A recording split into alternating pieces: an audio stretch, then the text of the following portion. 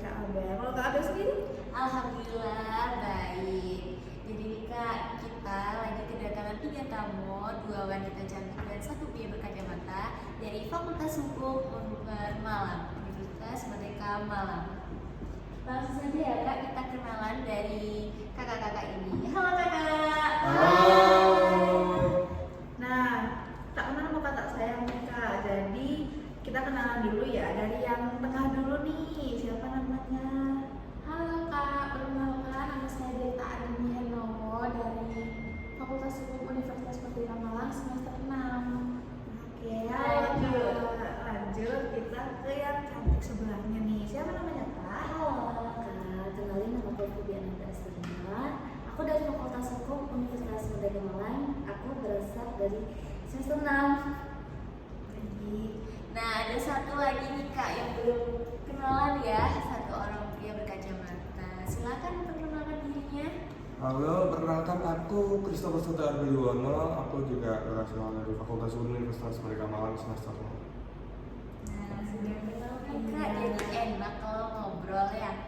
Oke.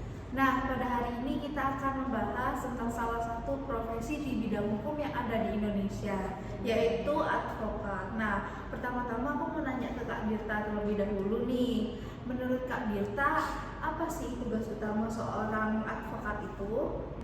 Terima kasih Kak Aca atas pertanyaannya. Jadi saya jawab ya, berdasarkan Undang-Undang Nomor 18 Tahun 2003, advokat ini didefinisikan sebagai orang yang berprofesi memberi jasa hukum baik di dalam maupun di luar pengadilan. Jasa hukum ini mencakup memberikan konsultasi, menjalankan kuasa, mewakili, mendampingi, dan melakukan tindakan hukum lain untuk kepentingan kliennya. Yang perlu digarisbawahi nih Kak, advokat ini disebut sebagai profesi yang paling mulia karena sejalan dan setara dengan penegak hukum lain seperti hakim dan jaksa. Dan undang-undang bahkan menyebutkan advokat sebagai salah satu pilar dalam sistem peradilan sejajar dengan hakim, jaksa, dan polisi. Gitu sih Kak. Terima kasih untuk jawabannya Kak Dirta. Sama-sama Kak Aca. Nah, berdasarkan dari jawaban Kak Dirta tadi, aku nih mau membandingkan dengan sudut pandang dari masyarakat. Masyarakat itu masih banyak berpikir bahwa advokat ini kenapa sih mau membela orang yang salah. Nah, untuk hal itu aku mau menanyakan pendapat dari Kak Vivi nih. Nah, menurut Kak Vivi bagaimana? Baik, makasih ya atas pertanyaannya Kak Aca. Sebenarnya advokat tetap membela seseorang yang diduga bersalah, bukan untuk membenarkan kesalahannya Kak Aca, melainkan untuk menjamin haknya secara konstitusional dan hak hukumnya tetap terlindungi. Sejalan dengan asas praduga tak bersalah yang berlaku sampai ada putusan tetap, ini juga sejalan dengan kode etik Kak Aca, kode etik advokat Indonesia yang melarang advokat menolak suatu perkara hanya karena keyakinan pribadi soal bersalah tidaknya klien atau karena latar belakang agama, politik maupun jenis dugaan pidananya. Sebagai penegak hukum yang setara dengan jaksa dan hakim, advokat berkewajiban melindungi atau menjaga agar proses peradilan berjalan sesuai prosedur Kak Aca, sehingga kebenaran material bisa ditemukan lewat dialektika yang seimbang di ruang sidang. Begitu Kak Aca. Oke, baik. Terima kasih Kak Vivi jawabannya. Nah, berdasarkan jawaban dari Kak Vivi nih, di Indonesia ini kan banyak kasus, terutama kasus tentang korupsi ya. Nah, menurut Kak Christopher nih, untuk kasus-kasus korupsi itu pelakunya kan masih dibela oleh advokat. Nah, itu ada dasarnya nggak sih Kak Chris?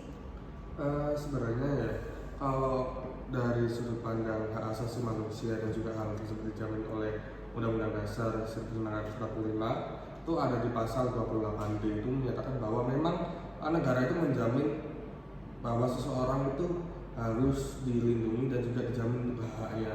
Nah, karena dia menjadi seorang tersangka, otomatis dia itu memiliki derajat yang lebih rendah karena kita otomatis akan melawan negara itu kan pasti memiliki otoritas yang lebih besar daripada individual dari masyarakat. Nah, dengan itu sebenarnya advokat itu memiliki tugas sebagai penyeimbang sih, sebagai penyeimbang antara kewenangan negara ini kepada individual ini, dan juga ada beberapa asas yang salah satunya sudah disebutkan oleh Kak Vivi tadi bahwa asas praduga tidak bersalah. Jadinya di dalam pengadilan belum tentu orang yang dianggap itu tersangka maupun terdakwa itu benar-benar bersalah, dan juga tuntutan atau dakwaan dari JPU itu otomatis terbukti semuanya, belum tentu. Namun bagaimana proses pengadilan dan juga pembuktian yang terjadi dibuktikan oleh advokatnya itu juga, dan juga membela terhadap hak dari individualnya itu, bagaimana dia bisa mungkin lebih ringan ataupun bisa dibebaskan putus bebas, tergantung bagaimana proses peradilannya juga. Dan juga ada yang namanya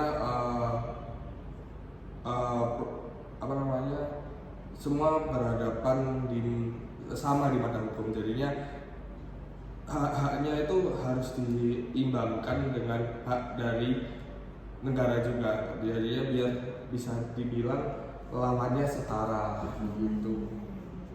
Itu aja sih menurutku. Oke, terima kasih Kak Kris untuk jawabannya. Sangat memuaskan kita semua ya Kak. Terima kasih kepada bintang tamu kita yang sudah menjawab dengan secara lengkap. Tapi ada satu pertanyaan lagi nih.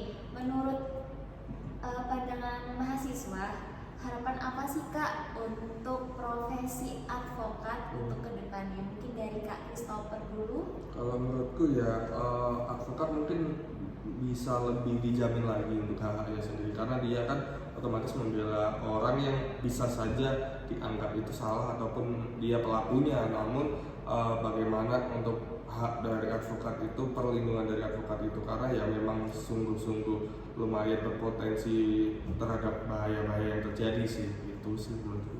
Terima kasih Kak Christopher untuk harapannya. Nah selanjutnya nih, gimana harapan dari Kak Dirta? Harapan untuk profesi advokat di masa depan sendiri, semoga profesi advokat ini bisa jujur dalam berargumen dan tentunya menjaga kode etiknya sebagai seorang profesi advokat. Dan yang paling penting nih Kak, harus berani membela yang tidak populer. Nah, Keren banget ya Kak. keren banget. Ini terakhir nih dari Kak Vivi, apa harapannya? Baik, terima kasih. Harapan saya untuk advokat di luar sana mempunyai hati nurani sosial yang menjamin keadilan bagi masyarakat tanpa melihat duitnya. Nah, keren sekali ya. Wah, Gak kerasa ya Kak Aca udah di penghujung Podcast kita hari ini ya. Terima kasih untuk mahasiswa Unpar Universitas Merdeka Malang Yang telah sudah menjadi bintang tamu kita. telah meluangkan waktunya ya Iya, untuk betul. ngobrol bareng kita. Sekian, terima kasih Kakak. Sampai jumpa.